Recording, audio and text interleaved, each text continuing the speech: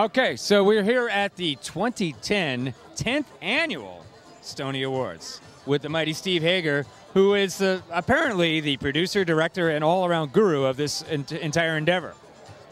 Yeah, actually, the Stonies was created by Steve Bloom. Yes. And you should get an interview with him if you haven't done that yet. But I was the guy who suggested that he was doing that as an article in the magazine. Yep. And I suggested, Steve, why don't you let me help you do it as an event? And so he was the producer and I was the director of the show. You know, getting the video clips edited and all that stuff down, and now Steve has a book out about stoner movie. Madness, yeah. And there's his co-author, Miss Shirley Alpern, right there. Yeah, let's give a shout out to Shirley Alpern there. Love Shirley. All right, so that was a little history of the Stonies, but for this Stonies, let me tell you some of the highlights. Yesterday at 4:20, a giant double rainbow appeared from the Hollywood Hills to downtown LA, centered directly over this roof. The apex of the ceiling was straight up from this roof. All right, so that was a sign. So, and we had a moment for Jack Herrera, who passed away. That was a spiritual moment for the show. Sure. I feel now, for the uninitiated, tell us about Jack. Tell us about Jack. Jack is the Moses of what I consider the marijuana counterculture. He's the guy who discovered the tablets and read them out to us. Nice. So I was very close to Jack. I was the first person to publish Jack. Went out of my way to try and make Jack into an international icon, and it was successful. And then Jack took his own movie because he didn't need me anymore. But we stayed so close. It was like a father-son relationship.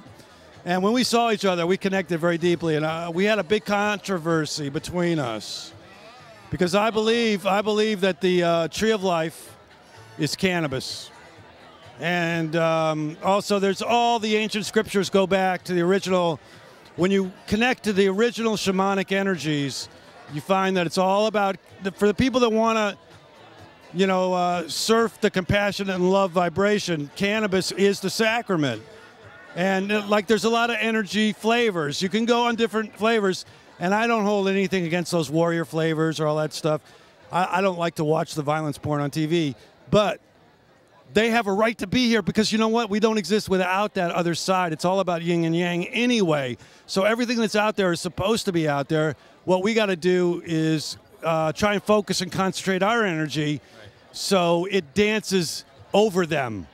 You know what I mean? So that's the way. And what they've done is they've taken the demonic energies and amplified them to such an extent, it's really hard for the compassionate energies to even emerge or survive or be respected. The most important thing I learned, I guess, about being at High Times is I learned a couple of things. First, the less you do, the higher you get. Second thing is, hey, there's magic if you want to respect the plant. But if you want to abuse it and say it's cool to be high 24/7 and do your calculus exam on breakfast bong hits, not a good idea. You're kidding. Yeah, it's like, and the culture hasn't recognized those limitations, and that's probably part of the problem. What's holding it back from legalization. The other thing I learned was that cannabis is the root of all religion, and that the compassionate vibration we call the counterculture emerged in Congo Square in New Orleans, because that was the only place where Native Americans and blacks and whites and people of all colors and races and religions could congregate on Sunday.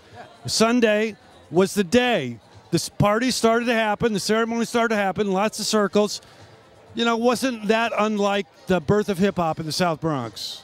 In its form, in the energies, the way it took place, the way it focalized, the way it created blues and jazz and rock and roll, and an improvisational culture that is free to reinvent itself improvisationally, create its own dress, language, slang, movement, dance, and in total freedom.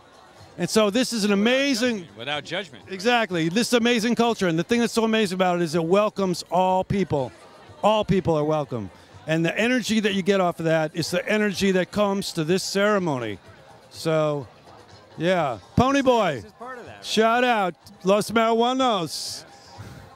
So the Stonies is celebrating that in popular culture. What I'm trying to do is help educate people to what ceremonies are and what their value is, you know, and say there's a spiritual component to marijuana. It can enhance your ceremony. Just like it can enhance your appreciation of music, which is music is all about spirituality. It is. So, you know, so the fact that it enhances that alone shows you that it's enhancing your spirituality. I agree with that entirely. Now, if people want to delve a little bit more into these subjects, and we went pretty deep into, you know, experimentation to reach higher levels of consciousness. Right. Where are they? Where High Times? It's hightimes.com if people want to go find out, get an entryway into all of these things. Yeah, hightimes.com is a great place to learn about a lot of stuff. I mean, I encourage people who want to use marijuana, first of all, vaporize it, drink it in tea, or eat it in brownies. The medicinal effects are way stronger if you eat it, actually, than even if you eat the leaf. It's way good for you, you know, like some of the best vitamins you can get, and essential fatty acids. So eat more, and you know what? Let's discard smoking. Let's vaporize. For the people that want the smoking effect, let's vaporize.